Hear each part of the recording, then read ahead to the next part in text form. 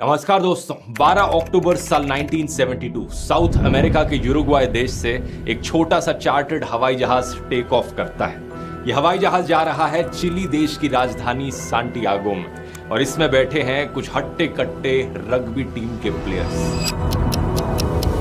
Total में 45 passengers हैं, तो इन प्लेयर्स के कुछ फैमिली और फ्रेंड्स भी साथ में आए हुए हैं। ये उड़ान कोई ज्यादा लंबी नहीं होनी थी। आमतौर पर यूरुग्वाय से सांटियागो जाने में सिर्फ 3 घंटे का ही समय लगता है, लेकिन रास्ते में बीच में आती हैं विशाल एंडीज की पहाड़ियां। साउथ अमेरिका में मौजूद एंडीज माउंटेन रेंज दुनिया की लॉन्गेस्ट माउंटेन रेंज है और हिमालय की पहाड़ियों के बाद सबसे ऊंची पहाड़ियां भी यही पाई जाती हैं। यही सुंदर पहाड़ियां हमारी कहानी में इन पैसेंजर्स के लिए एक भयानक मुसीबत बनकर खड़ी हो जाती हैं।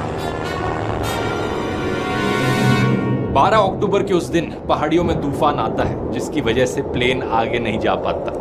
पायलट्स डिसाइड करते हैं कि वो रास्ते में ही रुक जाएंगे और अगले दिन दोबारा से उड़ने की कोशिश करेंगे। अर्जेंटीना के मेंडोजा शहर में प्लेन को रात के लिए लैंड करा दिया जाता है। अगला दिन 13 अक्टूबर ये विमान दोबारा से टेक ऑफ करता है दोपहर के 2:18 पर। पायलट्स ने देखा था कि मौसम साफ हो गया है, तो अगले 1 घंटे तक सफर काफी सुहाना रहता है। 3:21 पायलट्स प्लेन को डिसेंड कराने लगते हैं। ये प्लेन सांटियागो के काफी करीब पहुंच रहा था, लेकिन अभी भी पहाड़ियों में ही था, क्योंकि इस शहर के बगल में बहुत ऊंची ऊंची पहाड़ियां हैं। नीचे उतरते समय अचानक से भयानक टर्बुलेंस देखने को मिलती है। प्लेन बहुत तेजी से ऊपर नीचे हिलने लगता है। इसी समय आसपास बहुत सारे बादल आ जाते हैं। चारों तरफ बादल ही बादल, कुछ दिखाई नहीं देता।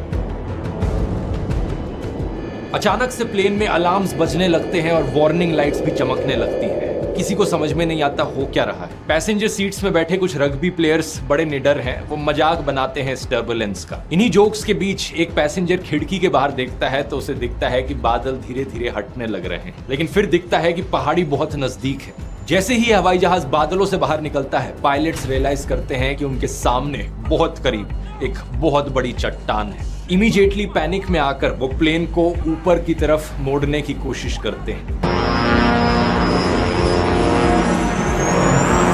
एयरक्राफ्ट का ग्राउंड कोलिजन अलार्म बड़ी तेजी से बज रहा है। पायलट्स मैक्सिमम पावर लगा देते हैं ऑल्टीट्यूड गेन करने के लिए, उस पहाड़ी के ऊपर से बचकर निकलने के लिए, लेकिन अफसोस अब तक बहुत लेट हो चुका था। हवाई जहाज का पीछे का हिस्सा पहाड़ी से टकरा जाता है ऊपर जाते वक्त। प्लेन का जो पूरा रियर पोर्शन था वो अलग हो जाता है।